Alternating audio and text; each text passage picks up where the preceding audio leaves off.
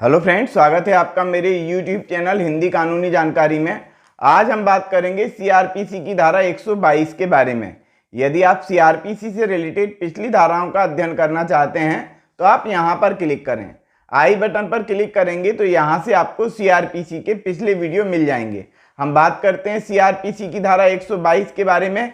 ये कहती है प्रतिभूति देने में व्यतिक्रम होने पर कारावास, यानी कि किसी व्यक्ति से परिशांति बनाए रखने के लिए, शांति बनाए रखने के लिए, सदाचारी रहने के लिए प्रतिभूति की मांग की गई है, सिक्योरिटी की मांग की गई है, जमानत की मांग की गई है। बंद पत्र भरे जाने के लिए कहा गया है, बॉन्ड भरे जाने के लिए कहा गया।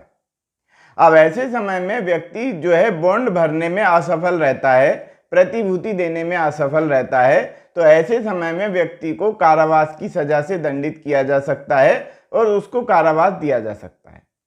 ये कहती है सीआरपीसी की धारा 122। इसका हम अध्ययन कर रहे हैं। पॉइंट नंबर एक में लिखा हुआ है कि यदि कोई व्यक्ति जिसे धारा 106 या धारा 117 के अधीन प्रतिभूति देने के लिए आदेशित किया गया है, ऐसी प्रतिभूति उस तारीख को या उस तारीख के पूर्व जिसको वह अवधि जिसके लिए प्रतिभूति दी जानी है, यानी कि प्रतिभूति दिए जाने के लिए उस व्यक्ति को कहा गया है, सिक्योरिटी दिए जाने के लिए उसको कहा गया है। ये कहा गया है कि भैया आप शांति बना के रखोगे, सदाचारी रहोगे, इसके लिए आप जो है जमानत दो, बॉन्ड भरो इसके लिए। अब यदि व्यक्ति जमानत नहीं देता है, बॉन्ड नहीं भरता है, तो उसको कारावास दिया जा सकता है। तो वो कब आरंभ होगा इसके बारे में बताया। कब आरंभ होगा?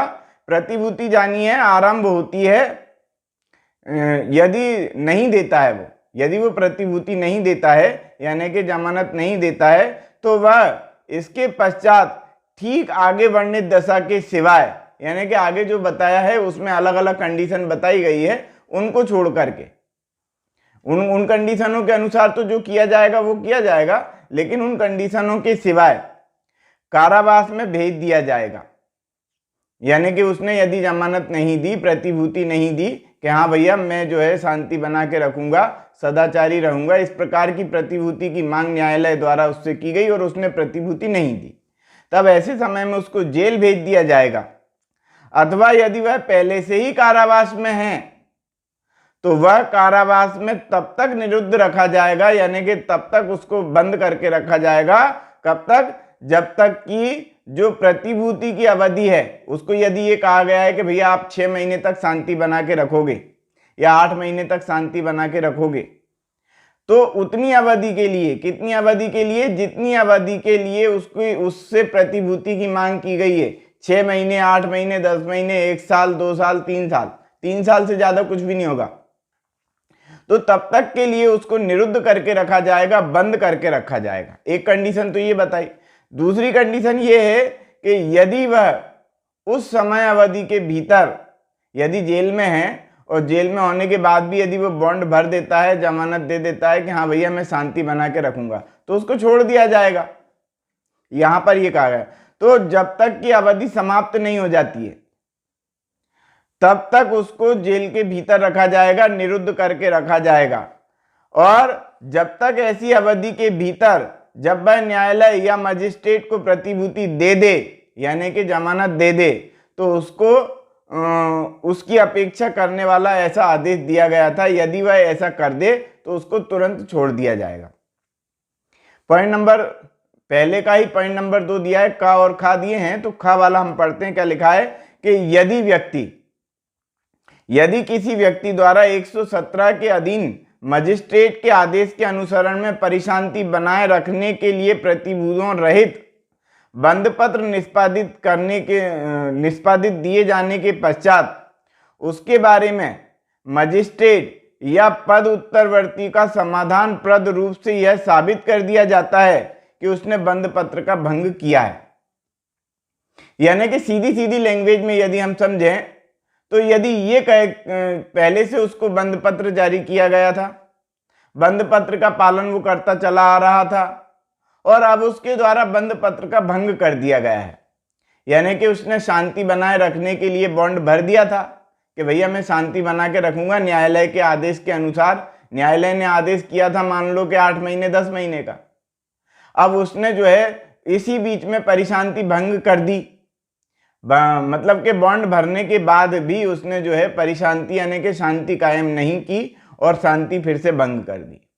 अब ऐसे समय में क्या किया जाएगा, तो यहां पर यह लिखा गया कि उस मजिस्ट्रेट के द्वारा या मजिस्ट्रेट के उत्तरवर्ती पद उत्तरवर्ती द्वारा, यानी कि जैसे नया मजिस्ट्रेट है, अब उसके स्थान पे कोई नया मजिस्ट्रेट आ गया, वो पहले वाले मजिस्ट्रेट या तो रिटायर हो गया या उसका ट्रांसफर कहीं दूसरी जगह हो गया, तो अब जो नया मजिस्ट्रेट आया है वो भी, तो यानी कि पद उत्तरवर्ती द्वारा, यानी कि मजिस्ट्रेट का पद उत्तरवर्ती कौन होगा, जो उस मजिस्ट्रेट के स्थान पे दूसरा मजिस्ट्रेट आ गया वो उसका पद उत्तरवर्ती होगा।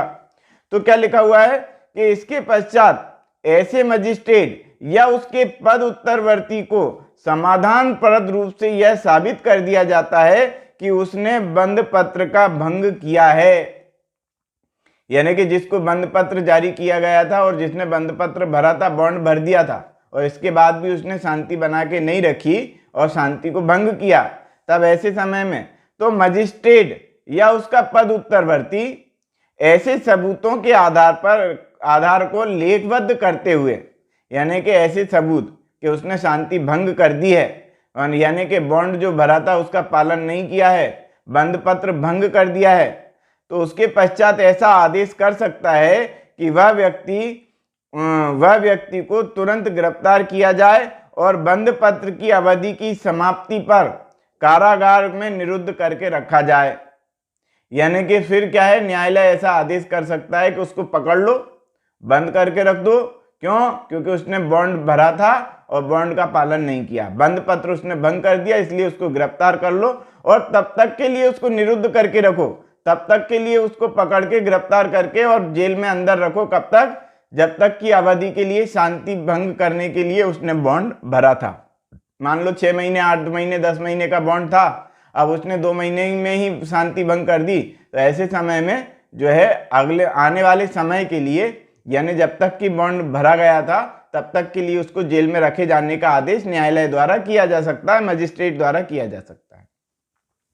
तो आदेश अन्य दंड।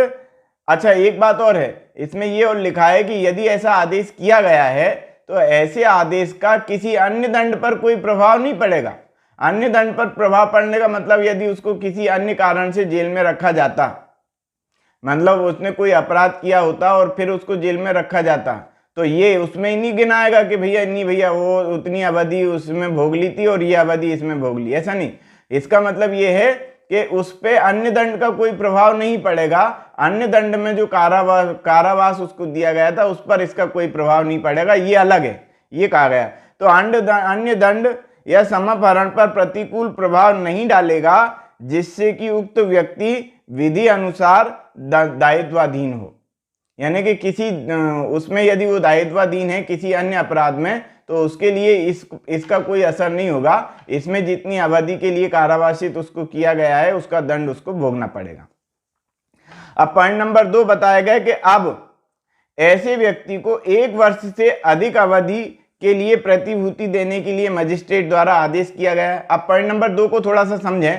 पॉइंट नंबर 2 में यह बताया कि किसी व्यक्ति को आदेश दिया गया कि भैया आप प्रतिभूति प्रस्तुत करें, सिक्योरिटी जमानतदार प्रस्तुत करें। अब वो जो है जमानतदार प्रस्तुत करने में असफल रहता है, तब ऐसे समय में जो मजिस्ट्रेट है मामले को सेशन न्यायालय के समक्ष भेज देगा और सेशन न्यायालय जब तक कि आदेश ना कर दे तब तक उस व्यक्ति को कारावास में रखा जाएगा। ये कहा गया पॉइंट नंबर 2 में। क्या? कि ऐसे व्यक्ति को 1 वर्ष की अवधि के लिए प्रतिभूति देने के लिए आदेश मजिस्ट्रेट द्वारा दिया गया है। तब यदि ऐसे व्यक्ति यथापूर्व प्रतिभूति नहीं देता है तो वह मजिस्ट्रेट यह निर्देश देते हुए वारंट जारी करेगा कि सेशन न्यायालय का आदेश होने तक वह गिरफ्तार करके रखा जाए और ऐसी कार्यवाही सुविधा अनुसार शीघ्र ऐसे न्यायालय के समक्ष भेज दी जाएगी। यानी कि सेशन न्यायालय को ऐसा मामला भेज दिया जाएगा और तब तक के लिए, जब तक सेशन न्यायालय आदेश ना कर दे तब तक के लिए उसको कारावास में रखा जाएगा, ऐसे व्यक्ति को जिसने बॉन्ड पत्र नहीं भरा है, बॉन्ड नहीं भरा है।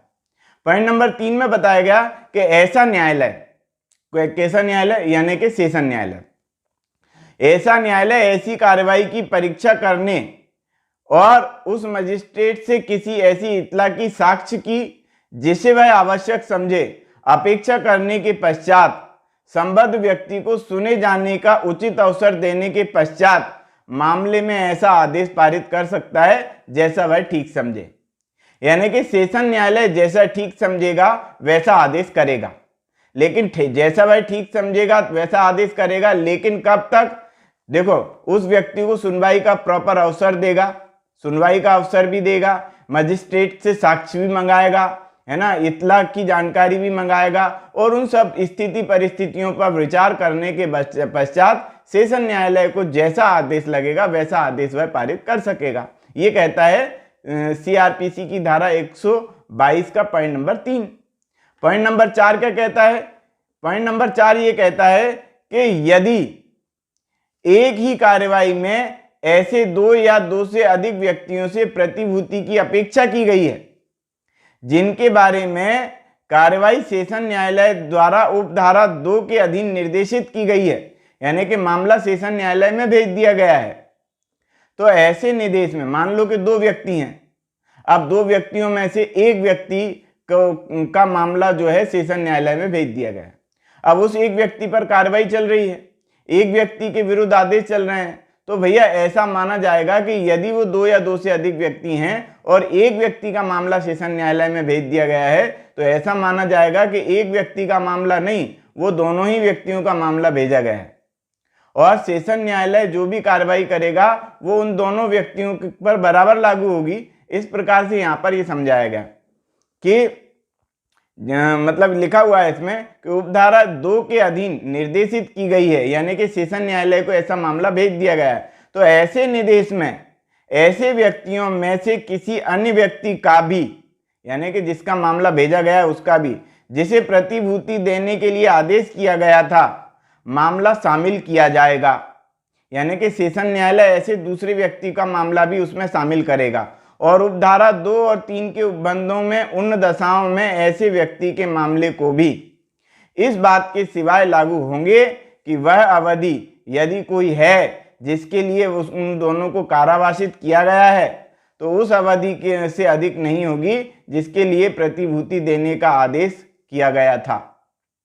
यानी कि सीधा सीधा यहाँ पर लिख दिया कि सेशन न्यायालय यदि कोई आदेश करता है उन दोनों व्यक्तियों के मामले में या 2 से अधिक व्यक्तियों के मामले में, यदि सेशन न्यायालय कोई आदेश करता है तो वह आदेश, यानी कि कारावास का वह आदेश उतनी अवधि तक के लिए होगा जितनी अवधि तक के लिए उनको बॉन्ड भरने के लिए कहा गया है, परिशांति बनाए रखने के लिए कहा गया है, सदाचारी रहने के लिए कहा गया है।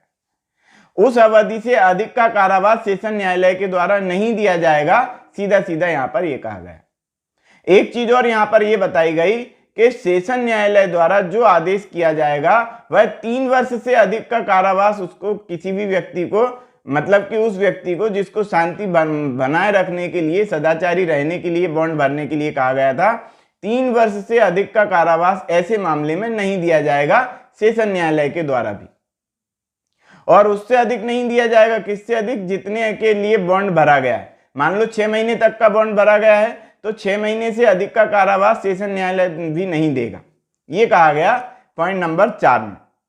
पॉइंट नंबर 5 कहता है कि सेशन न्यायाधीश उपधारा 2 या उपधारा 4 के अधीन उसके समक्ष रखी गई किसी कार्यवाही को स्वविवेक अनुसार अपर सेशन न्यायाधीश को या सहायक सेशन न्यायाधीश को अंतरित कर सकता है।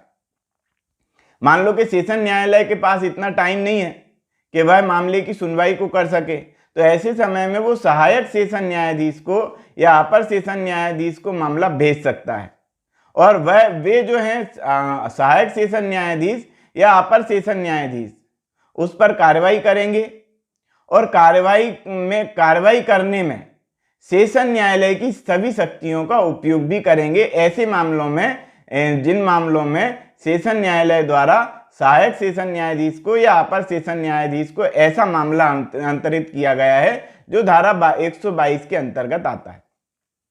यहां पर यही कहा गया कि उनको सबको वैसे के वैसे अधिकार रहेंगे। तो लिखा हुआ है कि ऐसी कार्रवाई स्वविवेक अनुसार अपर सेशन न्यायाधीश को या सहायक सेशन न्यायाधीश को अंतरित कर सकता है, यानी कि भेज सकता है।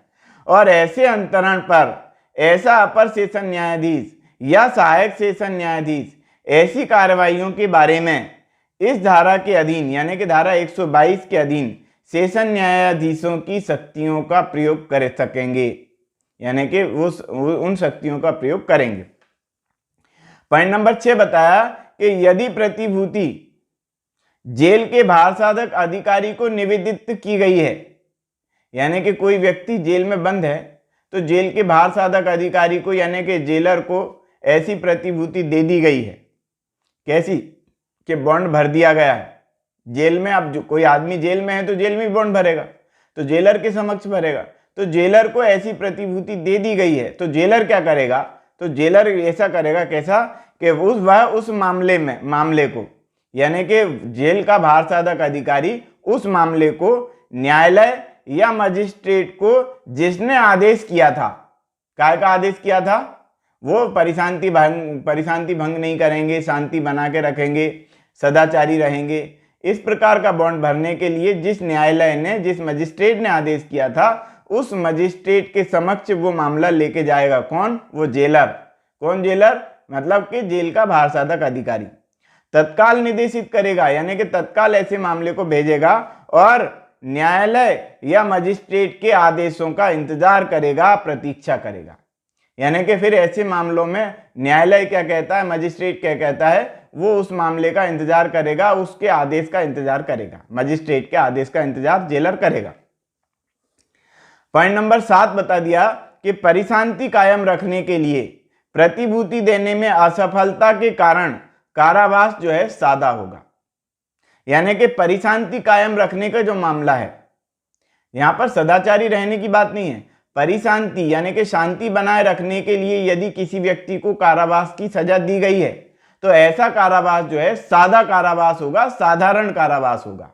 सीधा सीधा पॉइंट नंबर 7 में बताया। पॉइंट नंबर 8 में बताया कि सदाचार के लिए, सदाचार बनाए रखने के लिए प्रतिभूति देने में असफलता के कारण जो कारावास उसको दिया जाएगा, किस व्यक्ति को? उस व्यक्ति को जिसको सदाचार रहने के लिए बॉन्ड भरने के लिए कहा गया था और वो बॉन्ड नहीं भरता है, तब उसको जो कारावास दिया जाएगा, अब वो कारावास साधारण होगा या कठिन कारावास होगा, ये बता रहे हैं। तो क्या है कि सदाचार रहने के लिए प्रतिभूति देने में असफलता के कारण कारावास, जहां कार्यवाही धारा 108 के अधीन की गई है, यानी कि सीआरपीसी की धारा 108 के अधीन की गई है, वहां पर जो है कारावास साधारण होगा। और जहां धारा 109 या धारा 110 के अधीन की गई है ऐसी कार्रवाई, तब कारावास जो है न्यायालय के विवेक पे डिपेंड करेगा कि न्यायालय यदि चाहे तो ऐसे मामले में धारा 109 और धारा 110 के अंतर्गत यदि कार्रवाई की गई है तो ऐसे मामले में कारावास जो है न्यायालय के विवेकानुसार साधारण भी हो सकता है और कठिन कारावास भी दिया जा सकता है। यानी कि सश्रम कारावास भी दिया जा सकता है और सादा कारावास भी दिया जा सकता है, ये न्यायालय के विवेक पे डिपेंड करेगा। तो पॉइंट नंबर 8 के बारे में भी हमने अध्ययन कर लिया, यानी कि सीआरपीसी की धारा 122 हमने संपूर्ण अध्ययन किया, यानी कि किस प्रकार से किसी व्यक्ति को कारावास में भेजा जाएगा यदि वो शांति बना के नहीं रखता है या शांति को भंग करता है या बॉन्ड पत्र भरने के बाद भी बॉन्ड को भंग करता है, तो इस प्रकार से किस प्रकार से उसको सजा दी जाएगी, किस प्रकार से उसको कारावासित किया जाएगा, सीआरपीसी की धारा 122 में हमने पढ़ा। तो आज की वीडियो में हमने सीआरपीसी 122 का अध्ययन किया। यदि आप सीआरपीसी से रिलेटेड या आईपीसी से रिलेटेड समस्त धाराओं का अध्ययन करना चाहते हैं, पूरी की पूरी सीआरपीसी और पूरी की पूरी आईपीसी पढ़ना चाहते हैं, तो आप यहां पर क्लिक करें। आई बटन पर क्लिक करेंगे तो यहां से आपको पूरी की पूरी आईपीसी और पूरी की पूरी सीआरपीसी मिल जाएगी। तो आज की वीडियो में इतना ही। वीडियो यदि आपको पसंद आया हो तो वीडियो को लाइक करें, शेयर करें, कमेंट्स करें, और यदि आपने हमारे चैनल को अभी तक सब्सक्राइब नहीं किया है तो चैनल को सब्सक्राइब कर लें, बेल आइकॉन प्रेस कर दें ताकि अगली वीडियो का नोटिफिकेशन आपको मिल सके। ये वीडियो देखने के लिए बहुत बहुत धन्यवाद।